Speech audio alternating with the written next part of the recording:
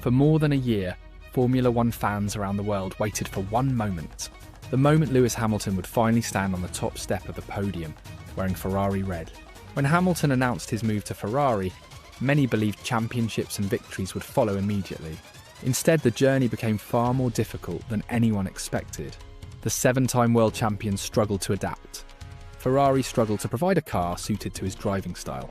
Critics began asking whether the dream partnership would ever truly work. Then came Barcelona, a race weekend where everything finally clicked. But Hamilton's first Ferrari victory wasn't simply the result of one great race. It was the result of months of development and a Ferrari team that finally unlocked the potential of one of Formula One's greatest drivers. When Lewis Hamilton joined Ferrari, expectations were enormous. This wasn't just another driver transfer, it was arguably the biggest move in modern Formula One history. A 7-time world champion joining the sport's most famous team. Fans expected instant success. Reality was very different. The Ferrari Hamilton joined was fast, but it wasn't naturally suited to his driving style. Throughout his first season with the team, Hamilton often found himself fighting the car instead of driving it. Qualifying performances were inconsistent. Race pace varied from circuit to circuit. At times, Ferrari looked competitive. At other times, they were nowhere near the front. The honeymoon period quickly disappeared. Questions started emerging. Had Hamilton made a mistake leaving Mercedes?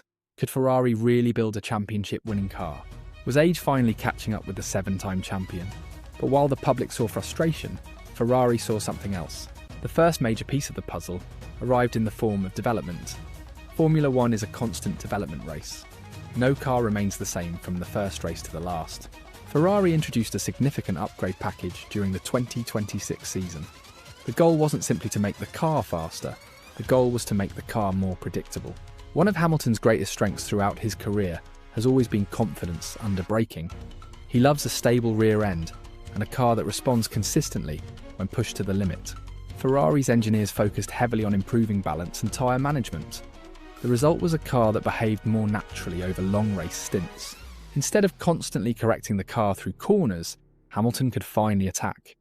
That confidence translated directly into lap time, and perhaps most importantly, it allowed Hamilton to drive instinctively again. For the first time since joining Ferrari, the car began feeling like an extension of the driver. But this story isn't only about Ferrari improving, it's also about Hamilton adapting. Joining a new team after more than a decade at Mercedes was never going to be easy. Everything was different. The engineers, the procedures, the communication style, the simulator, the setup philosophy. Hamilton spent months learning how Ferrari operated, and gradually the pieces began coming together. Conversations with engineers became more productive. Setup choices became more precise. The team started understanding exactly what Hamilton needed from the car. At the same time, Hamilton learned what Ferrari needed from him. This wasn't Ferrari becoming Mercedes, and it wasn't Hamilton becoming a completely different driver. It was both sides meeting in the middle. The partnership was finally beginning to function as intended, and the results started to appear. Barcelona has always been one of Formula One's greatest tests. A car that's fast in Barcelona is usually fast everywhere. The circuit contains almost everything: high-speed corners, medium-speed turns, heavy braking zones, long straights, tyre degradation, technical sections. And throughout the weekend, Ferrari looked strong. Hamilton immediately appeared comfortable. His pace during practice was encouraging. Qualifying confirmed Ferrari's speed. Starting near the front gave him a genuine chance to fight for victory. But speed alone doesn't win races, execution does, and Ferrari would soon face one of the most important tests of the season. For years, Ferrari's strategy department has often been the target of criticism. Fans have watched opportunities disappear because of poor decisions. But Barcelona was different. Every major call was executed correctly. Tyre choices were accurate.